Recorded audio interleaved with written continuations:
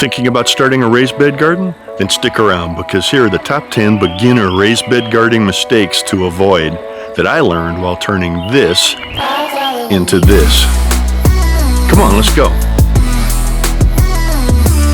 A little over 10 years ago, I decided that I wanted to start growing our own safe, healthy food. But really, the only open area we had in the yard was our old basketball court. But by using raised beds, you can grow a garden almost anywhere, no matter what kind of soil, if any, you may have. Rather than trying to dig down into the existing soil, you garden on top of whatever soil or surface you may have by adding your own custom soil mixture into raised beds. The first raised bed garden mistake to avoid is putting your garden in the wrong location. Ideally, your garden should be located in a spot that receives full sun, is well drained, that's away from large trees and their roots, close to a water source, and close to your house. Just start by drawing out a rough sketch of your yard to see what you have to work with. Now, just because you don't have the perfect garden location doesn't mean you can't have a garden. You can usually work with what you have. The next mistake that's difficult to correct is inefficient bed size and spacing. Once you've determined where you're going to put your garden, don't just start randomly building a bunch of raised beds. You need to determine how large your beds will be, how far apart they'll be, how many you have room for, and how to arrange them. Make your raised beds no wider than 4 feet. This allows you to easily reach into them from either side. Now, you can always make your beds longer, but I found that by making all of my beds 4 feet wide by 4 feet long, I can easily pick them up and maneuver them wherever I want to place them. And if you want a longer bed, just place 2 or more right next to each other. Now, it's natural to want to squeeze as many beds as you can into your garden area, but be sure to leave no less than 3 feet between your beds. That'll allow you to easily walk between all your beds, push a wheelbarrow, and save your back an awful lot of stress by being able to sit when you plant, weed, and harvest. I like using this cool little garden tractor that I got online from Gardener's Supply. Once you've made your initial plan, don't try to do everything at once. Just do a few beds at a time. Then you can always come back and modify your plans or build more beds as time permits. Now here's my initial plan that I just drew out on graph paper. As I started building and placing beds, I made a few adjustments to their layout. Also, as I became accustomed to the sun and shade patterns for the whole garden area, I changed the final placement of some of the structures. But how deep should your beds be? Really, 6 to 12 inches is all you need if you avoid the next mistake of using poor quality soil to fill your raised beds. But why not just dig up some dirt from the backyard and chunk that in your raised beds?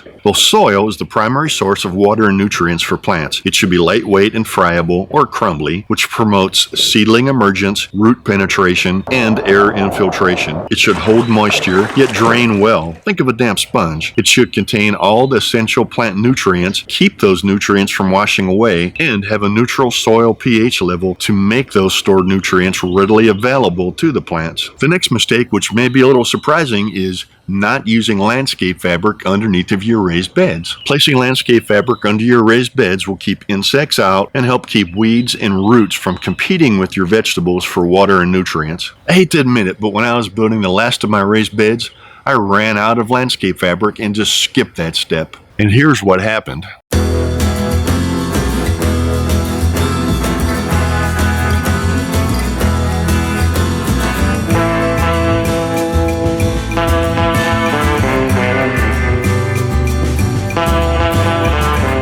Unfortunately, many gardeners make the mistake of not composting and miss out on creating their own free source of this nutrient-rich soil-like material. There are compost bins of all shapes and sizes that you can purchase or build that'll fit almost anywhere. Now, many beginning gardeners and quite a few experienced ones believe that once you plant your garden, it's clear sailing all the way to harvest. So they often make the mistake of failing to protect your crops from insects, pests, and disease. Now, I started building and using these crop cages to keep animals, specifically squirrels, out of my garden. And when needed, I just put some row cover fabric over the cage to keep insects out or cover them in plastic for cold protection. Now, even if you've managed to avoid any mistakes so far, if you plant the wrong plant at the wrong time of the year, your garden will probably not produce up to its full potential. Best way to avoid this is just check with your local cooperative extension service for the recommended vegetable varieties and planting dates for your area. Not documenting what, when, and where you planted it, as well as any problems you encountered and what kind of harvest you got, will make it harder to remember next year. Poor plant placement can severely limit your harvest. You always want to consider the fully grown size of everything everything you plant and space them accordingly. Grow shorter plants on the south side of your raised bed and utilize vertical space by growing taller plants up a trellis on the north side of your bed where they won't block the sun from the shorter plants. Rather than planting in rows, divide your raised beds into 1-foot squares. The 1-foot squares, 16 of them in a standard 4x4 foot raised bed, allow for easy and efficient planting of seeds, separation of plants, and simplified care for maximum productivity.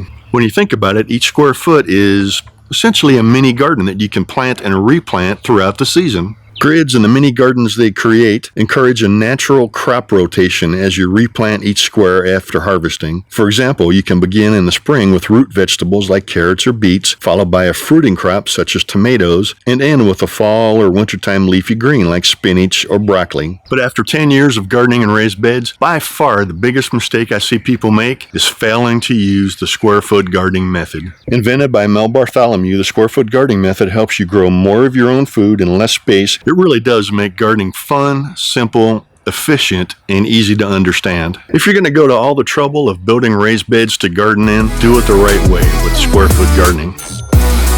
Wait a second, if you want to keep squirrels out of your garden, check out this video up here. This one's pretty good too.